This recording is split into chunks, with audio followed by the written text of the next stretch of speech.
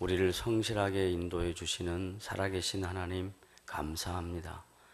오늘 3일 저녁에 주님 앞에 나와 찬양하며 이 찬양의 가사들이 우리의 신앙의 고백이 되게 하시고, 그리고 우리가 중보하는 기도의 내용들이 내 삶과는 별 무관한 것처럼 생각하지 아니하고 하나님의 영광과 그의 나라를 위하여 함께 마음을 모으며 힘을 모아 주의 뜻을 이루어드리는 복된 지체들이 되도록 은혜를 더하여 주시옵소서. 이 저녁에 주의 말씀을 함께 나눕니다. 주님 친히 우리에게 말씀하셔서 그 말씀의 의미를 정확하게 깨닫고 이 세상 살아가는 동안 주의 영광을 위하여 살며 하나님의 나라의 아름다운 열매들을 이루어드리는 복된 지체들이 되도록 도와주시옵소서. 예수님의 이름으로 기도드리옵나이다. 아멘. 하나님의 말씀은 구약성경 신명기 4장 32절부터 40절까지 말씀 교독하겠습니다. 신명기 4장 32절부터 40절까지 말씀 교독합니다. 내가 있기 전 하나님이 사람을 세상에 창조하신 날부터 지금까지 지나간 날을 상고하여 보라. 하늘 이 끝에서 저 끝까지 이런 큰 일이 있었느냐? 이런 일을 들은 적이 있었느냐?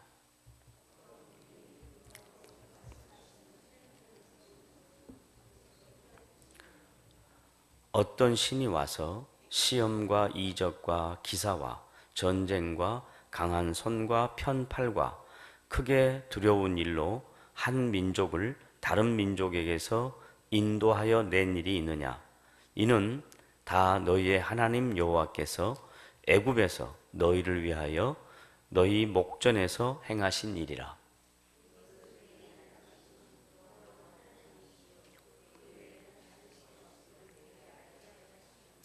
여호와께서 너를 교훈하시려고 하늘에서부터 그의 음성을 내게 듣게 하시며 땅에서는 그의 큰 불을 내게 보이시고 내가 불 가운데서 나오는 그의 말씀을 듣게 하셨느니라.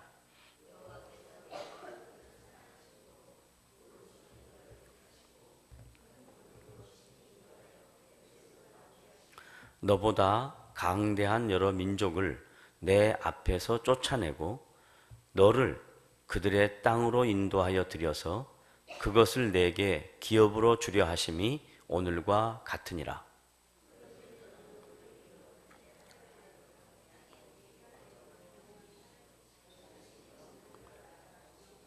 40절 합독합니다. 오늘 내가 내게 명령하는 여호와의 규례와 명령을 지키라. 너와 내 후손이 복을 받아 내 하나님 여호와께서 내게 주시는 땅에서 한없이 오래 살리라. 아멘. 오늘 읽은 본문 말씀은 하나님께서 모세를 통해서 이스라엘 백성에게 하시는 말씀입니다. 특별히 32절부터 40절까지 말씀은 하나님이 이스라엘 백성을 설득하시는 장면입니다. 저는 신앙생활을 하면서 하나님이 이렇게 말씀을 통해서 인격적으로 자신의 백성들을 설득해 가시는 과정을 보면서 하나님의 하나님 되심을 더 깊이 그리고 더 크게 놀랍게 체험하는 그런 개인적인 신앙의 과정이 있었습니다. 보편적으로 인격적인 관계라는 것은 상대방을 인격적으로 설득해가는 그 과정이 필요합니다. 그 과정은 시간이 필요하겠죠. 그리고 상대방을 알아가는 그런 것이 꼭 있을 것입니다. 하나님은 이스라엘 백성들에게 모세를 통해서 이 말씀들을 반복하여 기록하면서 자기 백성들을 설득해 가십니다. 내가 누구냐?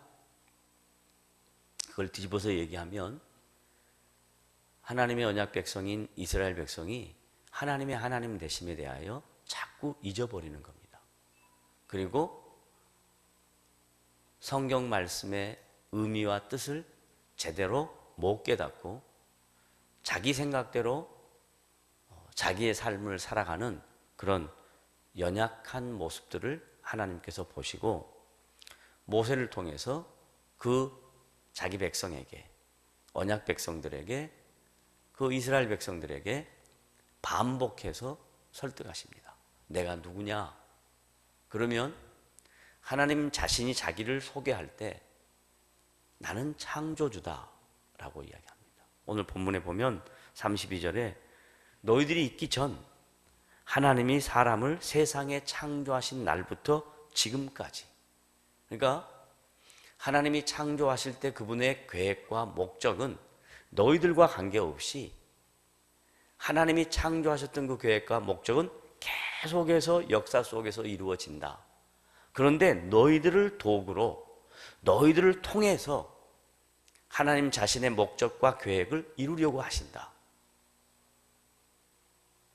그 하나님은 창조주이시고 창조하신 그 하나님은 그 역사 속에서 세밀하게 섭리하시고 간섭하시는 살아계신 하나님이다. 그 얘기를 이스라엘 백성들에게 반복적으로 교훈합니다. 반복적으로 설득합니다. 다른 말로 말하면 신앙생활은 그분을 알아가는 데 있어서 반복적인 것이 중요하다는 거예요. 그만큼 우리가 연약하고 낙심하고 좌절하고 쓰러지고 형편없는 그런 부족한 존재인 것을 반증하는 내용이기도 합니다. 신앙생활하는 저와 여러분이나 구약에 지금 하나님의 구원 역사를 이루어 나가는 도구로 쓰임받고 있는 이스라엘 백성들이 하나님 앞에서 항상 그 모습 그대로 지키지 못하고 세상 안에 살기 때문에 세상의 가치관이나 세상 속에 있는 다양한 문화나 세속적인 기준들, 세속적인 가치들이 우리를 자꾸 하나님에게서 멀어지게 한단 말이죠. 이스라엘 백성도 똑같아요. 지금 하나님이 애굽에서 종살이하고 있었던 이스라엘 백성들을 건져내서 하나님이 지시하는 땅, 가나안 땅 바로 앞에 놓고 지금 이 말씀을 하는 거예요. 내가 40년 동안 너희들을 얼마나 성실하게 인도했냐. 뿐만 아니라 내가 너희들을 이렇게 인도한 이유는 너희 조상들에서부터 창조한 그날부터 지금까지 나는 한 번도 내 계획과 나의 목적과 의도를 변개하지 않았다. 너희들이 어떻든지 간에 관계없이 나는 내 목적을 꾸준하게 한번 계획한 그 일들을 성실하게 여기까지 인도해 오고 있다 라고 모세를 통해서 설득합니다. 그러면서 그 다음부터 이제 뭔 얘기를 하냐면 너희들이 하나님의 백성이라고 하고 하나님의 자녀로 가는데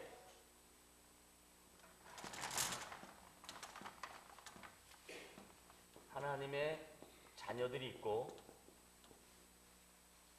세상에 여러 강대한 나라들이 있습니다. 하나님의 자녀는 소수입니다. 그리고 강대한 나라는 다수입니다.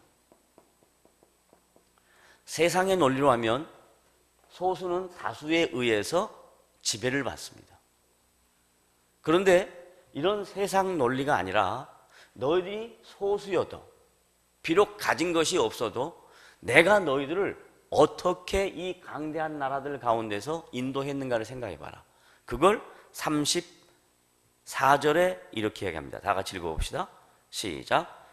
어떤 신이 와서 시험과 이적과 기사와 전쟁과 강한 손과 편팔과 크게 두려운 일로 한 민족을 다른 민족에게서 인도하여 낸 일이 있느냐. 자, 이 강대한 나라가 주변에 있고 이들은 다수입니다.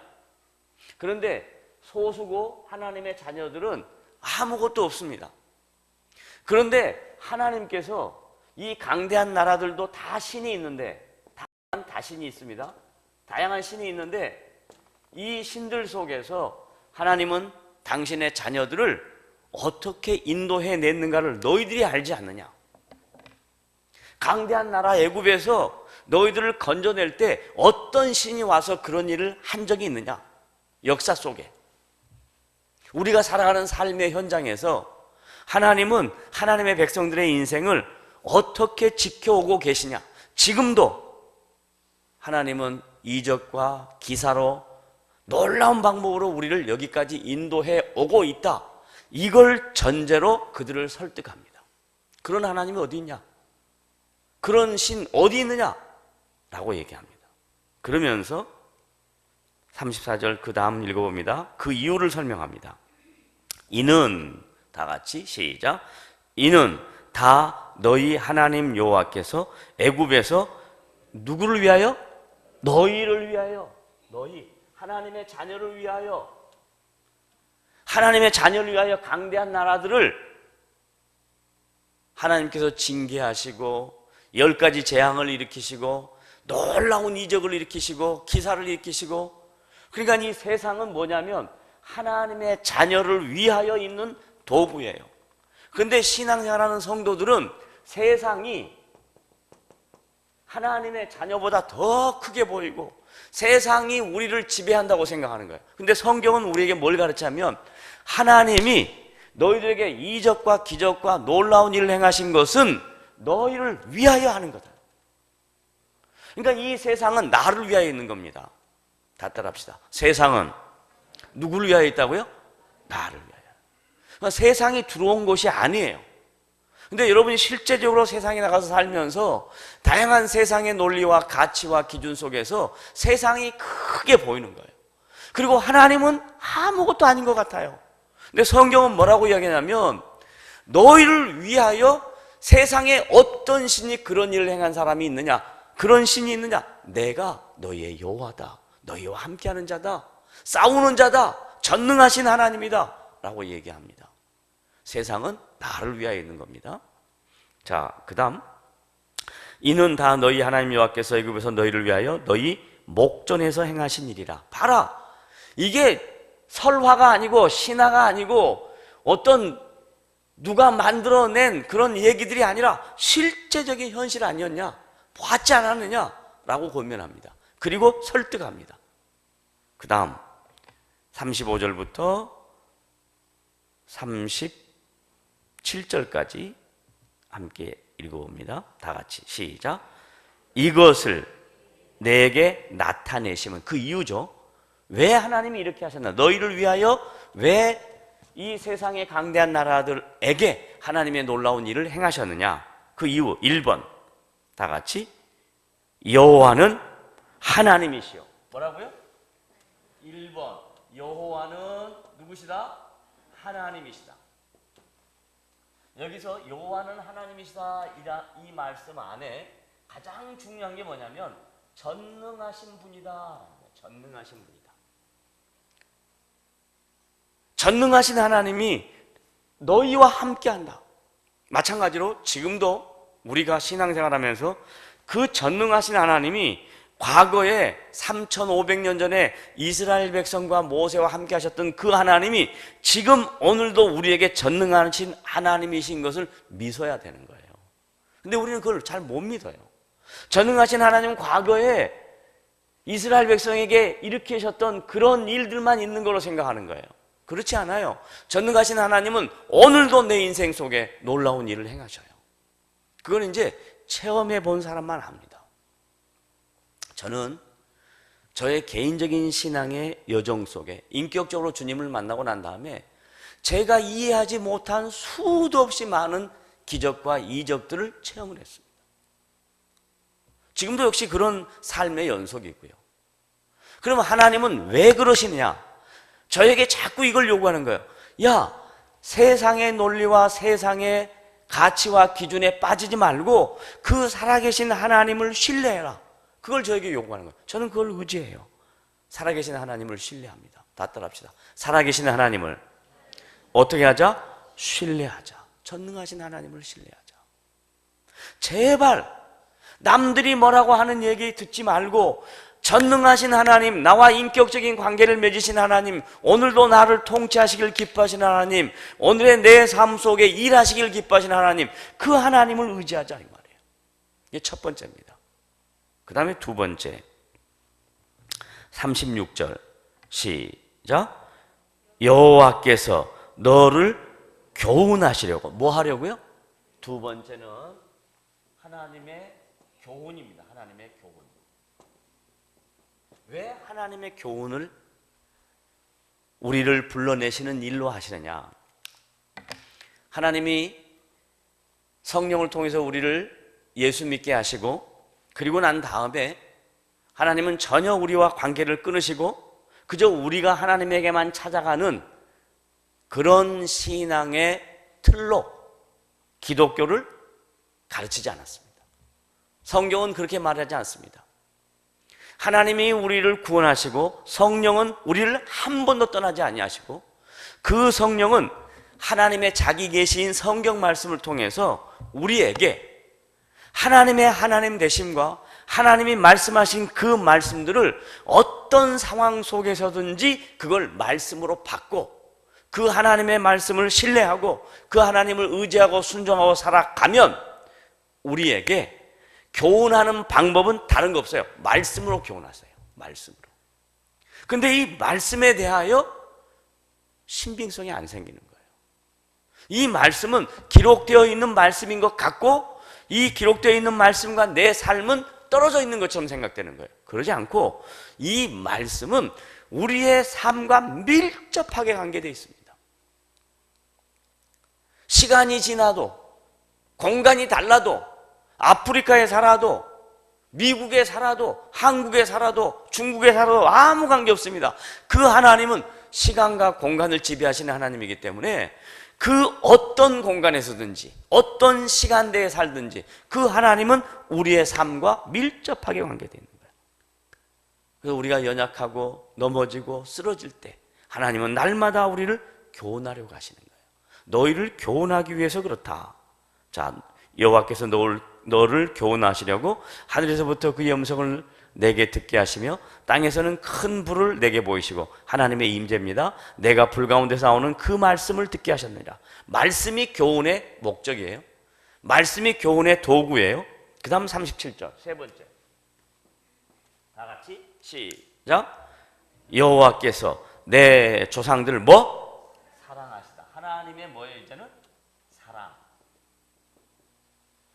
하나님의 자녀가 소수이고 강대한 나라가 다수인데, 이 강대한 나라 다수의 사람들 세상에서 우리가 하나님의 자녀로 살아갈 수 있는 힘의 근거는 하나님이 전능하신 하나님이 나와 함께 하시고, 그 전능하신 하나님 말씀으로 우리를 교훈하시고, 그리고 하나님이 우리를 사랑하시는 그 사랑을 근거로 우리가 세상에서 세상은 내 밥이다 이렇게 할 수 있는 거예요. 이것이 전제가 될 때 세상은 내 밥이다 이렇게 되지, 이것을 모르면 아무리 신앙생활을 오래 해도 세상은 항상 크고 두려운 것입니다. 무서운 것입니다. 그러나 성경을 제대로 알면 세상은 내 밥이다요. 다 같이 따라합시다. 시작. 다시 한번 합니다. 시작. 세상은 내 밥이다. 저가 한 얘기 아니, 성경 말씀이에요. 저들은 너희의 밥이라고 말씀합니다. 세상은 우리의 밥이에요. 세상의 지배를 당하지 않는 거예요. 그럼 이걸 이제 조금 이따가 설명하겠습니다만은 신약에서는 어떻게 얘기하는지 좀 이따 봅시다. 자, 30절, 37절 시작. 여호와께서 내 조상들을 사랑하신 거로 그 후손인 너를 택하시고 큰 권능으로 친히 인도하여 애굽에서 나오게 하시며 38절 시작. 너보다 강대한 여러 민족을 내 앞에서 뭐? 쫓아내고, 이걸 다른 말로 하면 밥이고, 그 다음에 너를 그들의 땅으로 인도하여 세상 안에 들어가게 해서, 그 다음에 그것을 내게 기업으로 줬다. 그러면 세상은 우리에게 뭡니까? 나의 기업인 거예요. 세상은 나의 기업인 거예요. 그러니까 전제가 뭐냐면 하나님은 전능하신 분이다. 그 전능하신 하나님이 내 인생 속에 말씀으로 교훈하신다. 그리고 그 하나님이 나를 사랑하시는데 그 사랑은 절대로 버리지 아니하시는 사랑이다. 변하지 아니하시는 사랑이다. 이것을 믿고 세상을 바라보는 여러분의 눈과 여러분의 가치가 세상을 두려운 걸로 바라보지 말고 하나님 나와 함께 하시고 나에게 지혜를 주시면 내가 세상을 이길 수 있다. 이렇게 믿으시라 이 말이에요. 그리고 역할은 다릅니다. 세상을 이긴다 그래서 전부 다 대기업이 되고 다 돈 잘 벌고 그 말이 아니라 세상 자체 존재를 두려운 대상으로 바라보지 말고 내가 그 세상을 이기는 존재로 바라보라 이 말이에요. 내가 세상을 이겼다라고 주님이 하신 그 말씀을 따라 우리가 세상을 바라보는 관점을 그렇게 가져야 된다 이 말이에요. 자, 이렇게 하는 이유가 뭐냐? 39절부터 40절입니다. 다 같이 읽습니다. 시작. 그런즉 너는 언제? 오늘. 시점이요. 현재 시점이에요. 야, 과거에 내가 어떻게 했냐? 과거 이야기하지 않습니다. 오늘. 그래서 신앙생활은요, 오늘입니다. 매우 중요한 거예요. 신앙생활은 과거에 내가 뭐 했는가? 은혜입니다. 하나님의 함께 하심의 결과입니다. 그런데 중요한 건 뭐냐면 오늘 나에게 주어진 삶의 현장인 오늘 내가 어떻게 전능하신 하나님과 말씀으로 교훈하시는 그 하나님과 하나님의 사랑을 내가 오늘 어떻게 누리고 사는가 매우 중요합니다. 너는 오늘 너는 오늘 위로 하늘에나 아래로 땅에 오직 여호와는 하나님이시여 다른 신이 없는 줄 알아 명심하라. 왜 이 말을 할까요? 이스라엘 백성들이 어제 것은 생각하는데 오늘 것은 자꾸 세상이 보이는 거예요. 강대한 나라의 신들이 보이는 거예요. 그래서 자꾸 우상 숭배하려고 그러는 거예요. 여러분이 아침에 눈 뜨고 하루를 시작할 때 오늘 하루 하나님이 나와 함께 하시고 전능하신 하나님이 내 인생을 다스리시고 그리고 말씀으로 내가 교훈을 받고 그 하나님의 사랑하심을 내가 느끼고 그 사랑의 결과로 오늘도 내가 사랑한다 라는 마음으로 살아가는가 하고 눈 뜨자마자 세상 오늘 어떻게 하지? 뭘 어떻게 하지? 이렇게 하는 거하고는 다르다 이 말이에요. 그럴 수 있다는 걸 알고 오늘 그 하나님이 너와 함께하는 것을 알고 다른 신이 없는 줄을 알아 명심하고 그 다음 40절 다 같이 시작. 오늘 또 오늘 그러죠. 시제가 현재 시제. 오늘 다 같이 오늘 내가 내게 명령하는 여호와의 규례와 명령을 지키라. 하나님의 말씀에 순종하자라는 얘기입니다. 구체적으로 모세를 통해서 이 말씀을 듣는 이스라엘 백성들이 하나님의 규례와 명령을 지키는 것은 그 당시 주어진 율법들입니다. 근데 오늘 우리가 살고 있는 신약 성도, 지금 저와 여러분이 여호와의 규례와 명령을 지키는 건 뭐냐? 다른 거 없어요. 성경에서 말씀하신 모든 내용들을 통해서 하나님의 통치를 받는 거예요. 하나님의 일하심을 믿는 거예요. 하나님이 나와 함께 하심을 인정하는 거예요. 그걸 놓치지 말라 이 말이에요. 다 같이 따라합니다. 하나님은 나와 어떻게 하신다? 함께 하신다. 잊지 마세요. 하나님은 항상 나와 함께 하신다. 명령을 지키라. 명령을 지키면 이제 어떻게 되느냐? 그 다음에 시작. 너와 내 후손이 복을 받아 내 하나님 여호와께서 내가 주시는 땅에서 한없이 오래 살리라. 그때 당시에 복의 개념은 뭐였냐면 오래 사는 것이 복의 개념이었습니다. 그때 당시 복의 개념은. 그러나 지금 우리의 복의 개념은 오래 사는 것도 복의 개념에 포함되지만 하나님의 일하심 속에 세밀하게 간섭하시는 우리에게 주어진 일용할 양식, 일상생활, 나에게 주어진 모든 것들, 이게 하나님의 복입니다. 지금 저와 여러분이 오늘 살고 있는 게 하나님의 복이지 내 노력과 내 능력으로 한 게 아닙니다. 오늘 내가 이렇게 살고 있는 거 주님이 나에게 주신 분복이에요. 내가 노력한 결과가 아니에요. 내 지식과 내 힘으로 여기까지 온 게 아니에요. 하나님이 나에게 주신, 각자에게 맡겨주신 하나님의 복이에요. 그 복을 내가 좀 누리고 살고 있는 거예요. 그래서 나는 복을 누리고 산다라고 생각하는 사람하고 하나님 왜 나에게 복을 안 주는가라고 생각하는 사람과 다릅니다. 복을 안 준다고 생각하는 사람은 비교하는 사람이에요. 하나님이 나에게 오늘 복을 주셔서 내가 오늘까지 산다라고 생각하는 사람은 자족하는 사람입니다. 사도 바울은 우리에게 뭘 가르쳤냐? 자족하는 법을 가르쳤어요.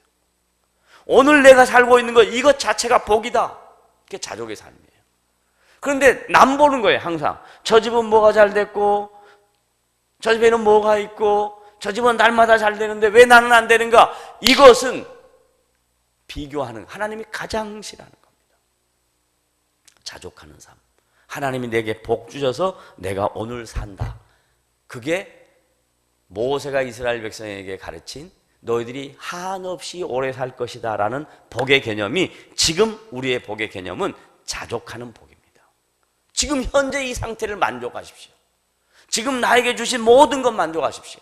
그러면 하나님이 나에게 더 큰 것들로, 더 아름다운 열매들로 우리의 인생을 풍족하게 하실 것입니다. 근데 비교하는 사람에게는 절대로 아름다운 열매가 맺어질 수가 없어요. 왜? 비교하는 것에는 주님의 마음이 아니거든요. 사단이 우리를 유혹할 때 가장 큰 유혹의 방법이 뭐냐면 비교하는 거예요. 절대로 비교하면 안 됩니다. 자, 이런 말씀에 대하여 예수님이 뭐라고 말씀하셨는지, 왜 세상이 우리의 밥인지, 마태복음 28장 18절부터 20절.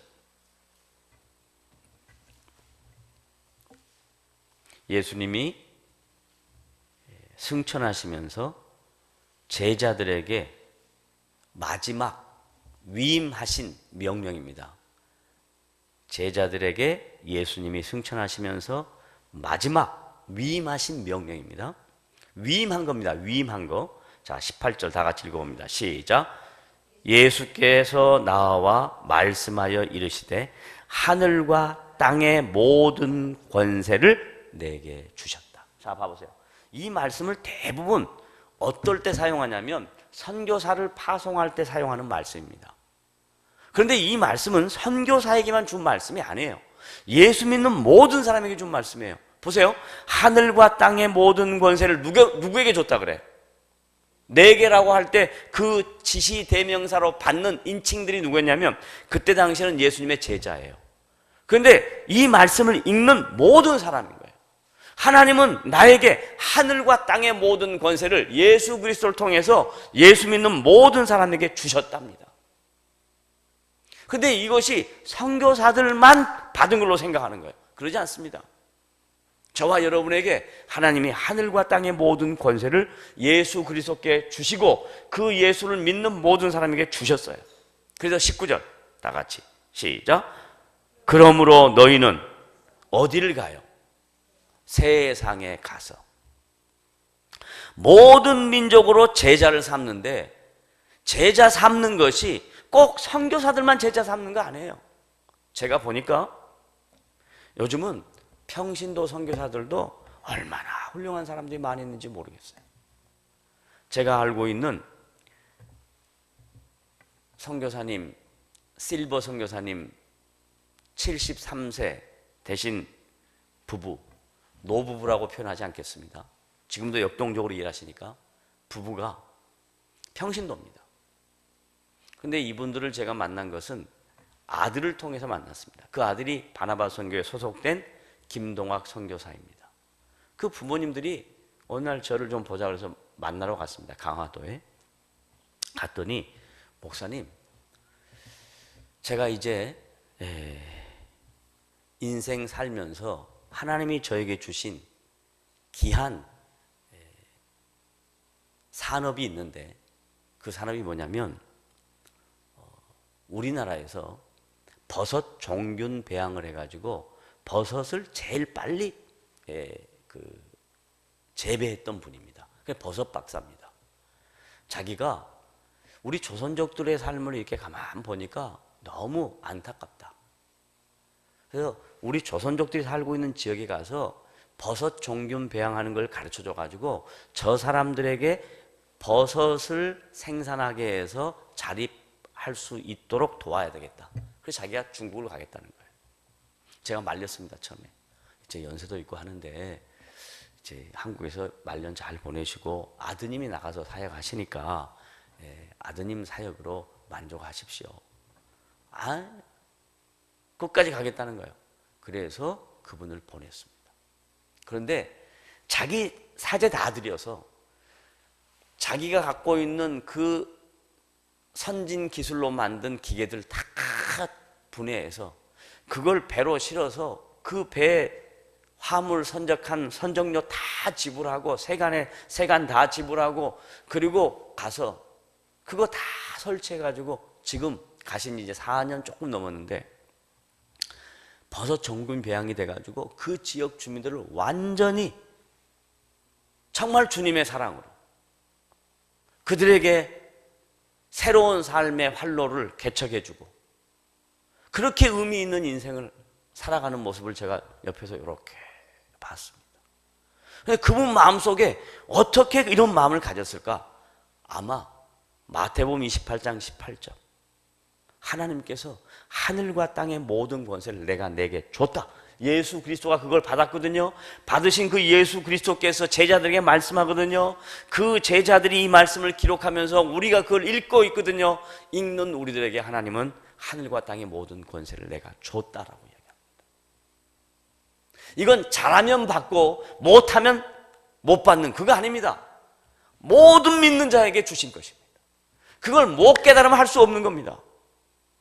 나는 주님이 주신 권세가 있다. 담대함이 생기는 거예요. 그래서 너는 세상에 나가라 이 말이에요. 세상에 모든 족속으로 제자를 삼아라. 그분은 버섯으로 제자를 삼은 거예요. 꼭 복음으로만 제자 삼는 거 아닙니다. 선교사들이 우리나라 들어왔을 때 복음만 갖고 들어온 거 아니에요. 의사들이 들어왔습니다. 알레네 의사가 왔습니다. 그 의사가 의료 기술을 가르치니까 그 의료를 받은 사람이 제자가 된 겁니다. 또 그 제자가 또 제자를 낳습니다. 복음 증가하는 사람에게 준 메시지가 아니에요. 내가 갖고 있는 재능, 그 재능으로 제자를 삼는 거예요. 주의 이름으로 제자를 삼아. 그 다음 아버지와 아들과 성령의 이름으로 세례를 주고 예수 믿게 하고 제자 삼는 이유입니다. 20절 결론이에요. 이렇게 하면 어떻게 하는가? 다 같이 읽습니다. 시작. 내가 너희에게 분부한 모든 것을 가르쳐 지키게 하라. 함께 가르쳐 지키는 거예요. 그러면 어떻게 되냐? 볼지어다 내가 세상 끝날까지 너희와 항상 함께 있으리라. 여러분 외로우십니까? 여러분 인생 살다 보면 우울할 때가 있죠? 그래서 요즘 현대인 병들 중에 많은 병이 우울증입니다. 그 왜 그러냐면요, 혼자라고 생각하기 때문에 그렇습니다. 나는 아무것도 아니라고 생각하기 때문에 그렇습니다. 절대 그렇지 않습니다. 지금 여러분의 상황과 환경이 외로운 것을 느끼고 나는 아무것도 아닌 것처럼 별볼이 노는 것처럼 느껴도 하나님은 절대로 여러분과 떨어지지 아니하시고 하나님은 항상 여러분과 함께 계십니다. 그것을 믿으면 본질적으로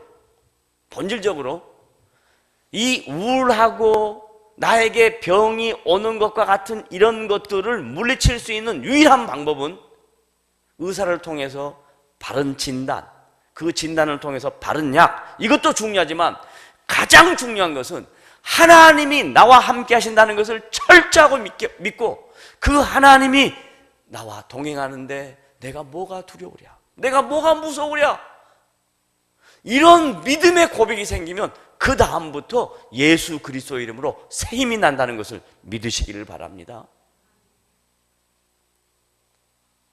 현대인의 병은요,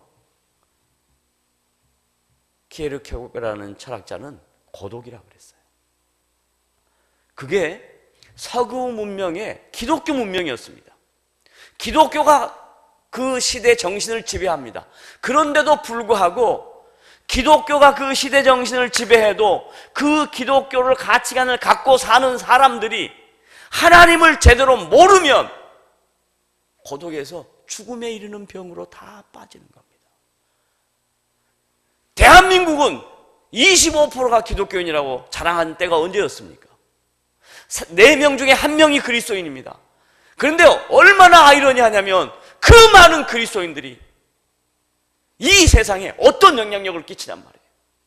주님이 나와 함께 하신다는 것을 믿고 어떤 어려움이 있더라도 어떤 문제가 있더라도 나는 그 주님으로 말미암아 이기리라, 승리하리라, 이런 마음을 가지면 담대해집니다. 여러분은 어디다 갖다 놔보세요. 담대해지지 아니하는지. 담대해집니다. 환경의 지배를 받지 않고 하나님의 손 아래에 있다는 것 따라하십시오. 나는 하나님의 어디 안에 있다? 손 안에 있다. 이 손이라는 표현은요, 다양한 표현이 있어요. 능력이라는 표현이 있고, 친근하다는 표현이 있고, 간섭하신다는, 세밀하게 돌아보신다는 표현이 있어요. 그래서 성경에 손이라는 단어를 많이 씁니다. 팔이라는 단어도 많이 쓰죠. 그 말이 뭔 말이냐? 하나님이 오른손으로, 편팔로, 능력으로 위로와 격려와 친근감과 함께 하심과, 이 하나님이 나와 함께 하시는데 뭐가 두렵냐 이 말이에요. 담대하게 주님, 주의 이름으로 승리할 수 있도록 도와주십시오. 그걸 하도 못 깨달으니까 하나님께서 모세를 통하여 신명기 4장에 반복적으로 설득하라. 야, 이런 신이 있었느냐? 창조하신 그날부터 지금까지 이런 신이 있었느냐? 이 말을 할 때 하나님의 마음은 어땠을 것 같아요?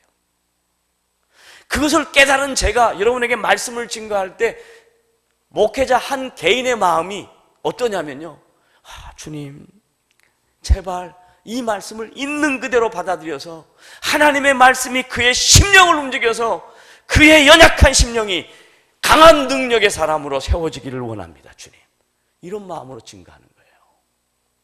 하나님은 살아계십니다. 하나님은 여러분과 함께 하십니다. 그리고 그 하나님 여러분을 성실하게 인도하십니다. 이런 신이 있었느냐라고 하나님이 비교해봐라. 에? 너희들이 판단해봐라. 인격적으로 설득하는 거예요. 막무가내로 밀어치지 않아요. 기독교 신앙은 기계적이지 않습니다. 이러니까 이런 결과가 나온다, 그거 없습니다. 그건 세속 원리입니다. 하나님의 은혜는 이런 것이 없었는데 일이 생기는 거예요. 나는 엉뚱한 곳으로 갔는데 결과를 보니까 하나님이 이렇게 인도하신 거예요. 이게 기독교 신앙입니다. 세속 원리는 내가 이렇게 했더니 이런 결과가 나오는 거예요. 인과응보예요. 은혜는 그거 아닙니다. 나는 부족하고 허물이 많고 연약하고 실망하고 쓰러지는데 하나님이 찾아와서 설득하는 거예요. 야, 내가 누구냐? 정신 차려라. 나는 전능하신 여호와다. 두 번째는 뭐였어요? 여기 써놨잖아요. 말씀으로 교훈하시는 거예요. 세 번째는 뭐예요?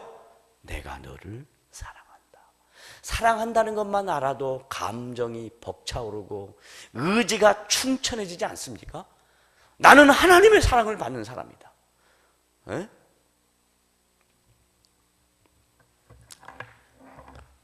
제가 이 가정의 달인데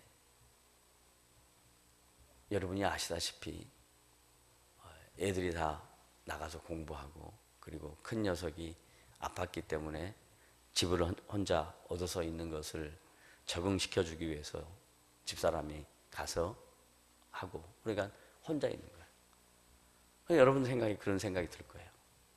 아유, 우리 목사님 얼마나 힘들까. 그건 인간적인 감정이고요. 저는 그런 거에 전혀 개의치 않습니다. 살아계신 하나님이 저를 사랑하시고 전능하신 하나님이 저와 함께하고 그 하나님이 나에게 말씀으로 교훈하고, 조금 안 된 얘기지만 저 혼자 있을 때는요, 말씀이 훨씬 더 막 풍성하게 막 와요. 제가 언젠가 교육자들하고 얘기하다가 그런 이야기 했어요. 야, 내가 늦긴 늙었나 보다. 야, 요즘은 자다가 말씀이 팍 일어나면 벌떡 일어나가지고 말씀을 쓴다. 하나님의 말씀이 나를 교훈한다는 걸 저는 믿어요.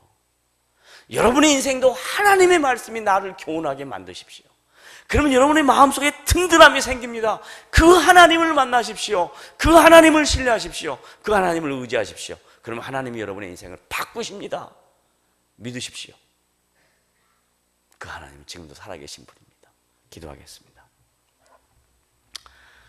하나님 아버지 감사합니다. 오늘도 우리에게 귀한 말씀 주셔서 이 말씀 신앙의 고백으로 증거합니다.